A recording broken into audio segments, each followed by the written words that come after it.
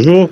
Maurice Kamto interdit de candidature, qu'est-ce que vous en pensez? Je pense à un étranglement de la démocratie dans notre pays, tout simplement. Je pense au déni du droit de participer à la vie politique à une personne au regard de ce rejet de candidature de M. Kamto. Alors ce lundi, devant le Conseil constitutionnel, Maurice Kamto a longuement expliqué en compagnie de ses avocats qu'il avait respecté toutes les règles légales pour être investi par le Manidem, mais cela n'a pas suffi. Pourquoi? Ça n'a pas suffi parce que j'adhère à la thèse de ceux qui pensent qu'il s'agit d'une décision plus politique qu'une décision de droit. Et il y avait quand même beaucoup d'évidence qui donnait à M. Kamto le droit de participer avec le dossier fourni au Conseil électoral. Il avait pris soin, n'est-ce pas, d'éviter tout obstacle possible à sa participation à l'élection parce que il y avait beaucoup de débats autour de sa candidature. Il avait plusieurs possibilités, mais il avait choisi la possibilité la plus sûre en allant vers un parti politique qui disposait de tous les moyens légaux pour présenter une candidature. Et donc,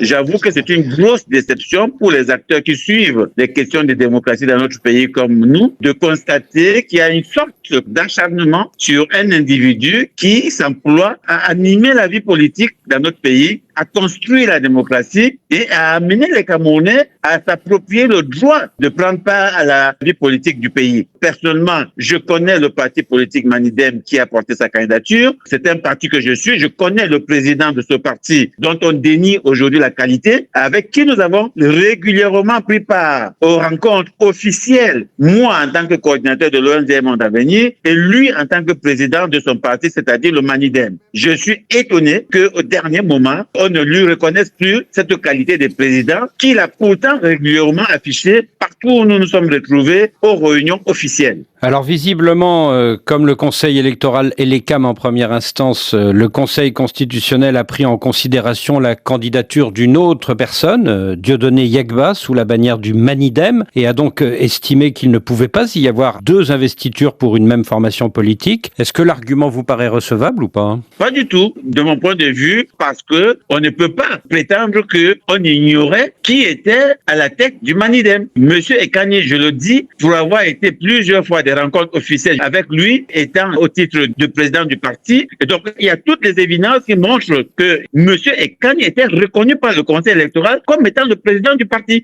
C'est ça qui est écœurant et choquant pour nous autres, parce que c'est extraordinaire de voir qu'il a suffi que le Manidem présente M. Kamto comme candidat pour qu'on dénie à M. Ekani Anissé, président de ce parti-là, cette qualité qui lui était plutôt reconnue jusqu'ici par toutes les instances, y compris le Conseil électoral. J'ai envie de dire, c'est une sorte de séance de sorcellerie, comme on dit chez nous, que je viens de vivre, parce que je suis sûr que si le Manidem n'avait pas présenté M. Kamto à la prochaine élection présidentielle, personne ne serait aujourd'hui en train de dénier la qualité de président à M. Ekani. Avec la disqualification de Maurice Kamto, c'est le principal opposant à Paul Biya, qui est exclu de la présidentielle du mois d'octobre. Est-ce à dire qu'à vos yeux, l'opposition n'a plus aucune chance de gagner? Tout va dépendre de la posture de M. Kamto, parce qu'il faut dire que c'est une très très forte personnalité, très influente sur le plan politique, et donc tout va dépendre de sa position. Est-ce qu'il va se rallier à un candidat? Mais s'il décide de se retirer de ce processus, il y a de fortes chances qu'il y ait une forte attention. C'est pour ça que je dis, c'est la personne qui, pour l'instant, continue de tenir la carte en main. Et parmi les principaux candidats de l'opposition qui sont validés aujourd'hui, quel est celui dont Maurice Kamto se sent le plus proche? Je sais que plusieurs rencontres ont eu lieu entre les cadres de son ancien parti, notamment le MRC, et certains candidats à la présidence, notamment les candidats du Nord, M. Bello et M.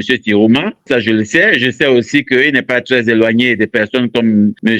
Akeremnouna. Donc, ça ne serait pas étonnant de le voir prendre une décision d'alliance avec un leader. Et j'ai vu quand même qu'il y avait des démarches avec certains leaders des autres partis, ceux qui viennent de faire la défection dans le gouvernement, notamment les anciens ministres Bello Bouba et l'ancien ministre Issa Tirouma. Alors, maintenant que vous avez regardé, vous avez écouté, vous avez suivi, vous avez liké et vous avez partagé, merci de l'avoir fait, car nous comptons toujours sur vous. Nous sommes arrivés à la fin de la vidéo, mais nous comptons toujours sur vous. Donnez vos commentaires, dites ce que vous pensez. Si vous avez une critique à faire, faites-le. Nous recommandons ces commentaires, nous répondons à tous vos commentaires et nous acceptons toutes les critiques. Merci pour ceux qui ont partagé, qui continuent de partager, qui like, qui écoutent nos vidéos, qui écoutent nos publications, qui like, qui commentent et qui partagent, comme nous vous le recommandons, nous le demandons. Merci beaucoup pour tout cela et nous espérons qu'avec vous, nous grandirons et nous irons loin, car il n'y a que vous seuls qui pourrez nous aider. Merci.